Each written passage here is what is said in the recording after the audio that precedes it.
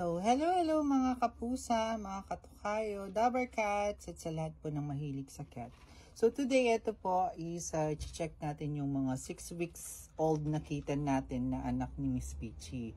So, i-groom natin sila, no? Check natin kung healthy ba sila from ears, sa nails, sa mukha po nila dahil mga exotic, no? I-check natin yung skin nila, yung fur, no? Tapos, i-nail clip na natin at lilinisin yung tenga kung marumi. So, check natin lahat today, no? So, eto si Grace. Yan, Grace ang tawag natin. So, medyo marumi ng konti yung mata niya. So, lilinisin natin ng paper towel, no? Paper towel. Kung makukuha sa sa dry, ayan. So, first is titignan natin yung mata nila, kung healthy, kung malinis, kung kailangan linisan, no? Yan, so, check muna natin. So far, hindi naman talaga marumi yung mata niya. Kasi, medyo mainit dito, kaya nagluluha sila. Nagluluha yung mata ng mga exotic dito. Kaya, kailangan talaga naka-AC sila. So, yan, 6 weeks na sila ngayon, no? At maigi, pag ginagawa nyo to, naka face mask kayo. Para yung alikabok o yung mga hindi nyo masingot. Lalo na yung mga maliliit na fur nila, no? Yan. So, pakalinis lang yung kanilang face. Ayan. So, medyo may yung mukha niya. Siguro sa kakakain, no? Sa kakadede. Kumakain na kasi sila ng wet food at saka dry food. So, kailan ba nag-start kumain yung mga kitten? So, as early as 4 weeks. Yan. 4 weeks may mga kumakain ng kitten eh. Pag hindi sila nabubusog dun sa gatas ni Mama Cat, start na po sila ng... Kaya ang ginagawa ko sa pagkain na dry food ni Mama Cat is laging tawag dito. Lagi pong baby kitten food po, yun, kitten food na dry. Tapos yung wet is ganito, yan, yung viscous wet. Kahit anong wet food naman na gusto ng inyong Mama Cat, kahit mahal pa yan, kung hindi gusto ng inyong Mama Cat, wala din kayong magagawa. Kaya napaka-importante po na gusto ng Mama Cat. Kahit na, sabi ko nga kahit royal canin pa yan kung ayaw naman niya, no? Pero usually naman yung royal canin na wet is gustong gusto nila. Yun lang, mahal talaga. Yan, so, next is yung tenga niya, no? So, next natin, dahil tapos na tayo sa mata, no? Ayan, kita nyo naman, malinis na yung mata niya. So, next is yung sa tenga.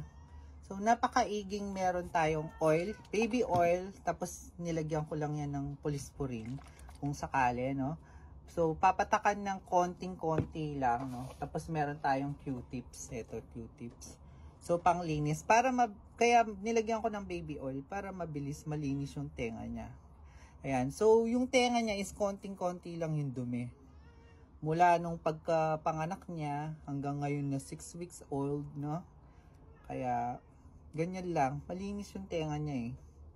Nilalagyan ko lang baby oil para mabilis malinis. At para hindi puntahan ng ear mites, ganyan. Or kahit anong kuto, no? Para iwas na din. So, ayan lang yung dumi niya sa... ito lang yung dumi niya sa tenga, no? So, malinis yung tenga ng ating kitten. So, make sure. Yan. So, yung tanong nila is, kailan ba usually natututong mag-litter yung kitten? Usually, nasa 4 weeks lang is nagli-litter na sila basta nakakalakad. So, hahanapin na yung litter box nila. Kaya, bigyan sila ng accessible na litter box.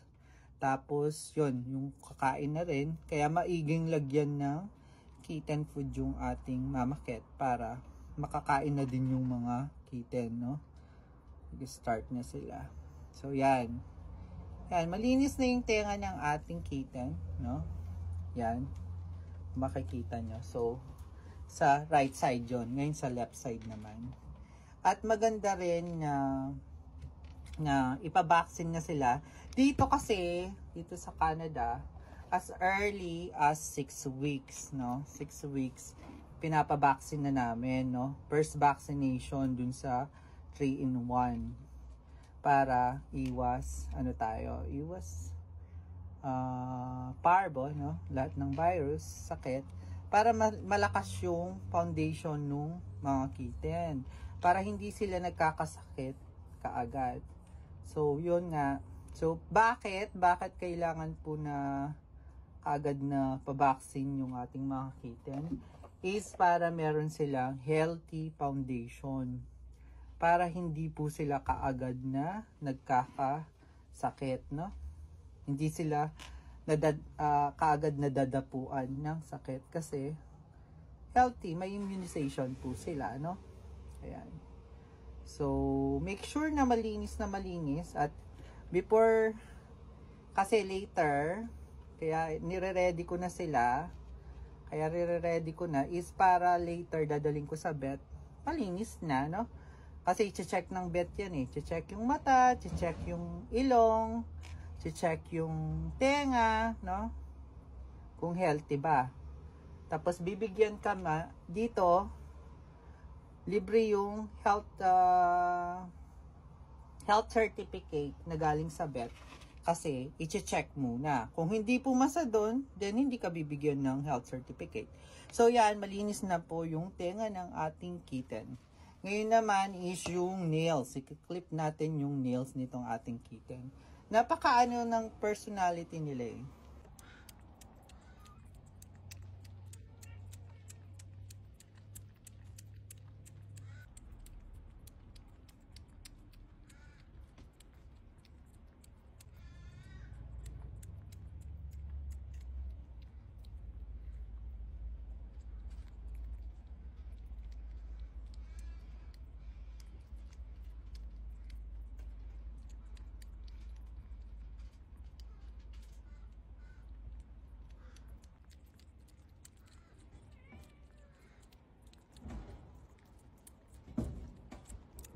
So, yung mga anak ni Miss Peachy, ni Chichi, is napaka-lambing, napakabait. At sanay sila sa tao. Ayan. Ito yung mga kitten na sanay na nahahawakan. Sanay na nagkikipag-socialize sa tao. Hindi sila takot, no? At malambing. Pero, minsan, depende din sa personality ng cat nyo. Meron din mga cat na kahit hinahawakan mo, meron pa rin yung mailap, masungit. So, nasa personality din. Ito kasi talagang mga exotic ang babait. Ito, yan. So, si Chichi, lagi yung maganda yung mga anak niya, no? Laging very healthy. Ayan, kitang-kita naman. 6 weeks, oh, parang ano na siya? Parang nasa 3 months na to eh. So, yan. Malaki yung bulas, agad din na kumain, no? So, eto, check natin yung nails niya niyan. Kasi trinim ko na to nung first trim nila nung 4 weeks old sila. Tapos, ngayon is 6 weeks old na. Kaya, iti-trim natin bago natin dadalhin sa vet, no? Napaka-easy lang. So, eto, ipupush natin ng konti yung kuko. Tapos, ayan, no? Ganyan lang. So, mabilisan lang. Kasi kung bagal-bagal ka, make sure na hindi, sasagad. So, nandun lang basta maalis yung talim niya, no? Ayan, kung nakikita nyo sa ating camera. Ayan. Ayan. So, napakabait nitong si Grace. Lalaki to. So, lalaki. Si Ginger, babae yun. So, na din natin, nail trim na natin. So, hindi sila masyadong palaban. Hindi sila palaban na kagaya ng ibang mga kitten, no? Ayan. So, eto pa, baby. Yes, tapos mamaya bibigyan natin ng treats after, no? You're gonna have your treats, Grace. Yeah. So, next. Another 3 more, honey. Then you're done. Then your back feet. Yan. So napaka-cooperative naman niya. So, yan. So, done. Ang bilis, no? So, yung sa likod din. So, we're gonna do your back too, ha? Just a quick one, honey. Just a quick one. Mabilis lang. Yeah. Then, we're gonna give you some treats. Yan. So, ito trim lang, no? Yung iba, dinidiklo. Ewan ko. Hindi ko pa na tayong nagdiklo ng diklo, yung inalis yung kuko ng cats mo. Parang kawawa naman, no? Kasi, yun lang yung parang panlaban nila eh. Yung mga kuko. Dali lang, baby. It's almost done. Yeah, just relax. Just relax. I'll give you some treats, no? Then, hanap tayo ng ano. Yes, Prince. Yan. So, last one, honey. Last one. So, yan, no? Malapit na siya. Yes, ayan, no? Tapos na! Good boy! Good boy, honey. It's done. So, next is check natin yung skin. Kung healthy ba siya, no? Iano natin, susuklayin natin. Para, pag sinusuklay din kasi, sumasama yung dead hair, no? Yung mga, yung nagsished, yung naalis, no? Yan. Usually, pag kitten kasi, nagpapalit din ng, ano yan eh, ng hair. Ayan, no? Behave, no? Good boy, honey. Yeah, good boy. Yan. So, wala siyang wala siyang balakubak or anything. So, alam natin na maganda yung healthy skin niya, tsaka yung sa coat. Pag nakikita mo kasi na dry yung coat ng cat natin is, hindi siya healthy, hindi yung, parang kulang yung vitamina niya, yung vitamins niya, kailangan ng supplement. Usually, ang ginagamit ko is fish oil. Eto, nilagyan ko ng fish oil yung kanilang wet food, no? Minix ko lang. Para hindi ka na mapalaban na ipapainom pa, no? Pwede naman i-mix naman sa food para mas okay. Yan. So far, ayan, okay naman yung ating kitten na 6 weeks old. So later, dadali natin sa vet, no? Papabakuna natin.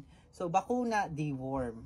Pero nung second week, so as early as 2 weeks old, dini-deworm ko na sila. Meron akong self-deworm, no? Sandali. Pakita ko yung pang self-deworm ko, no? So, eto yung pang deworm ko dito. Dito sa Canada, eto yung pang deworm ko ng kitten. So, 2 weeks old yan. So, nandito naman yung instruction. May instruction naman dito kung ilan yung weight niya. Ayan, o, per 5 pounds of weight is 5 ml. Ayan. So, kala nyo yung nematicide lang ang madaming dosage. Ito din. Sabi niya, 1 teaspoon, 5 ml per 5 pounds to. Yan. So, Ultra Guard yan, no?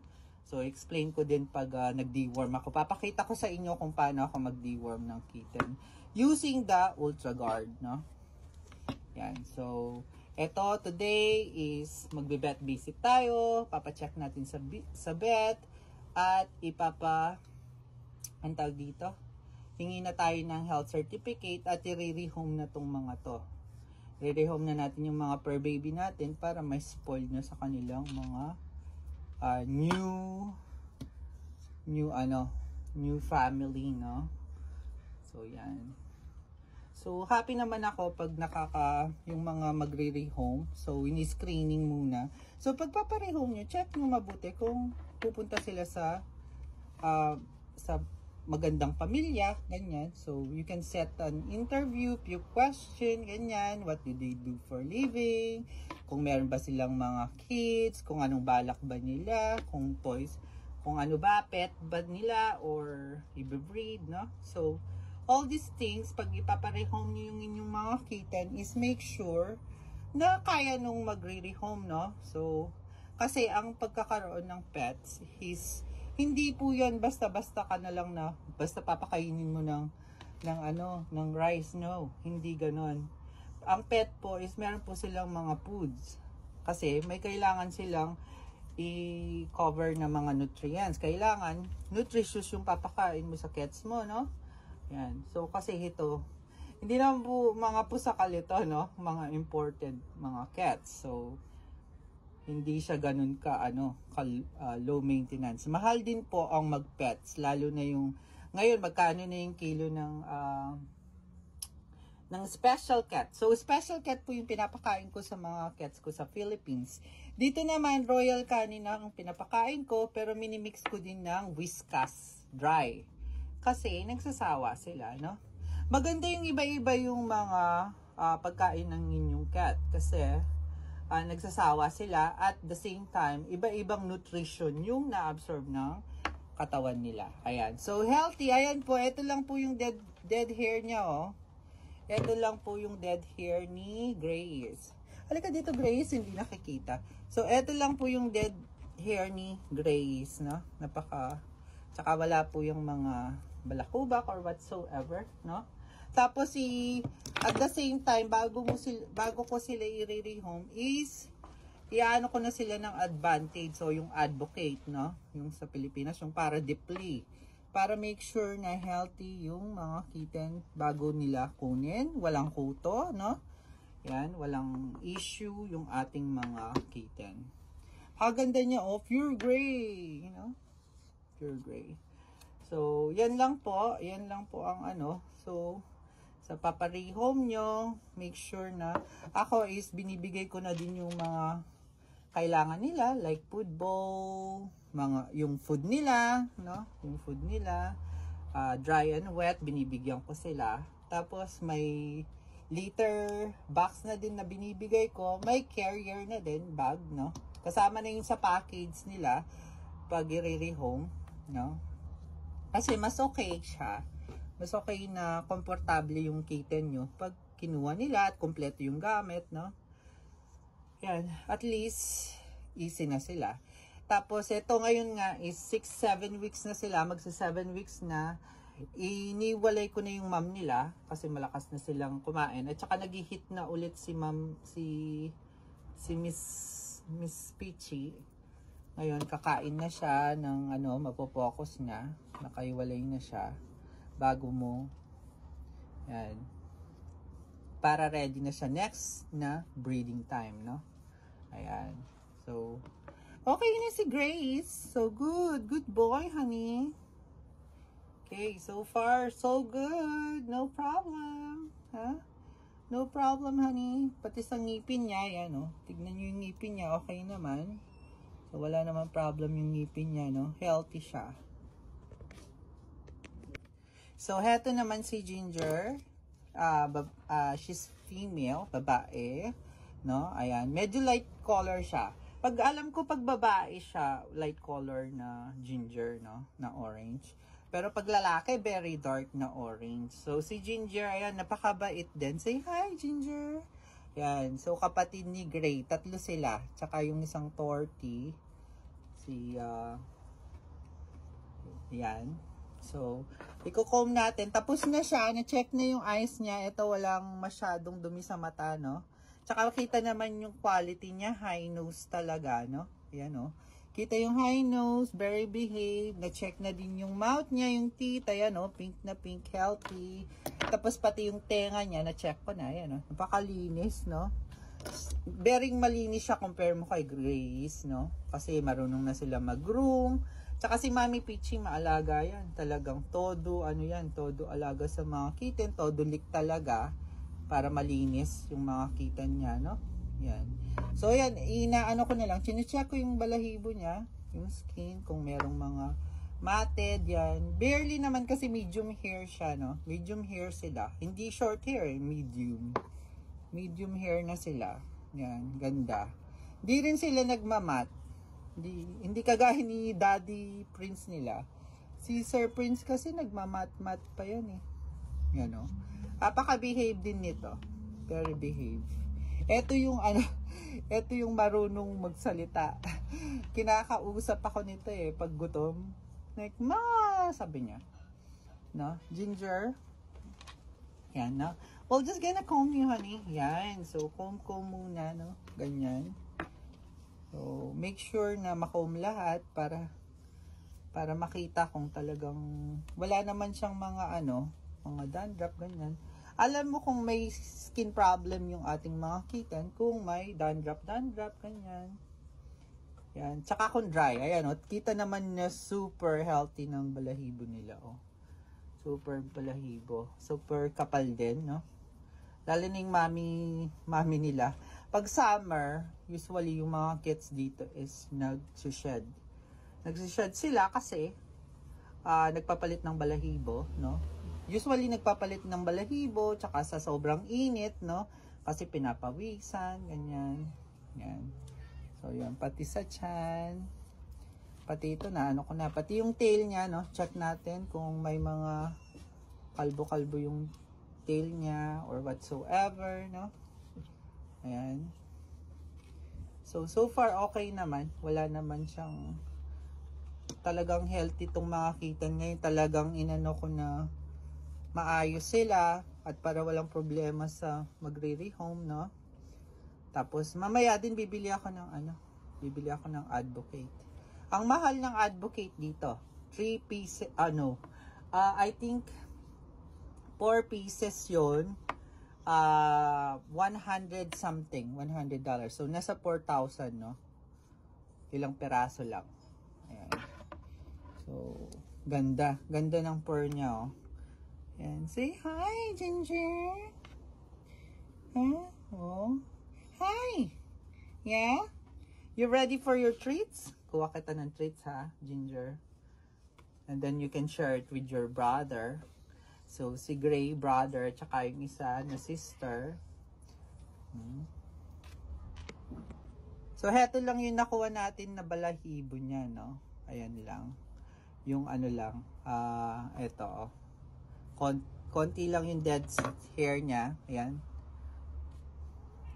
So, heto yung binibigay kong treats sa kanila. Yung cat teeth na creamy lickable. Ito, chicken flavor to. Chicken flavor. Ayan. So, kita yung chicken dyan. Here. No, go down. Go down. Here. Ginger. I know. Yan, oh. Amoy pa lang, oh. Gustong-gusto na niya, oh. Diba? Ayan, oh. Super like nila to. Itong treats na to. Ayan. Lapit ka dito, baby. Ayan. Harap natin sa kanila. Ah. Super like nila itong treats na to. Ayan, oh. Grabe. Ginangat-ngat talaga. Hang on, slowly. Slowly. Yeah, you like it? Yeah? Good? Aww. Yan. Gustong-gusto niya yan, oh. Nabutas na, oh. Nabutas niya sa kakanguyan niya. Super cute nitong mga kitten na to. Yan.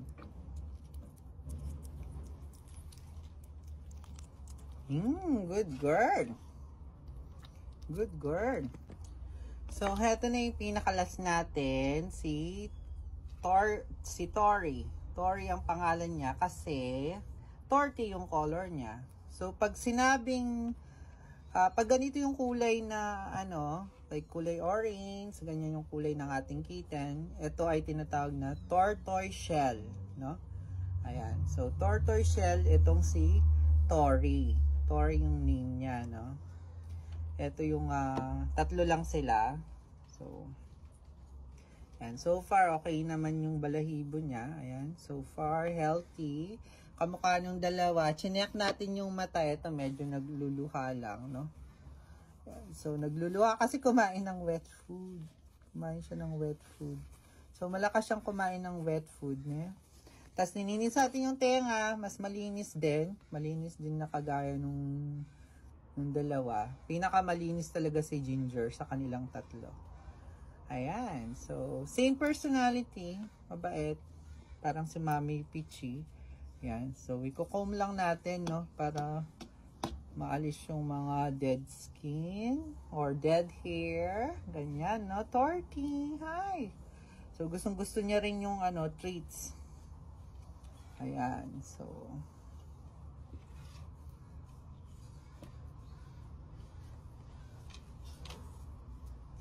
check natin.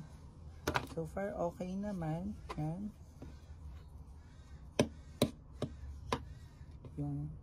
Yung buntot. Yeah. So, good girl. Ayan. So, tapos na tayo sa tatlong kitten. 2.12. Gray. Come here, Tori. 1.7. Hi, Beth Vincent. Hello, hello. Right there. Oh, hello. Hi, Green.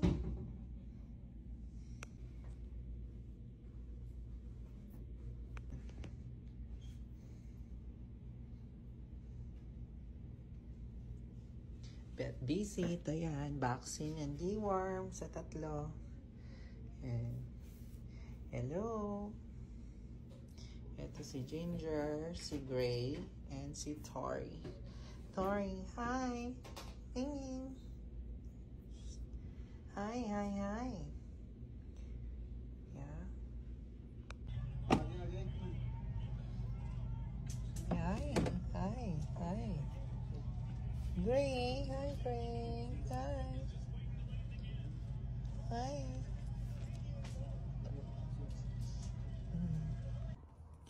So, thank you for watching po. And, thank you mga kapusa, mga katokayo sa panonood. And if you have any question tungkol sa ating mga kitten, you know, kung paano, kung hindi ko pa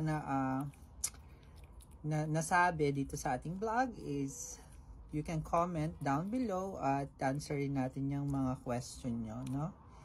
Yan. So, ito, sarap na sarap siya sa sa kanyang treats. Ayun si George. Sumisilip si George. So, thank you for watching again and keep safe everyone.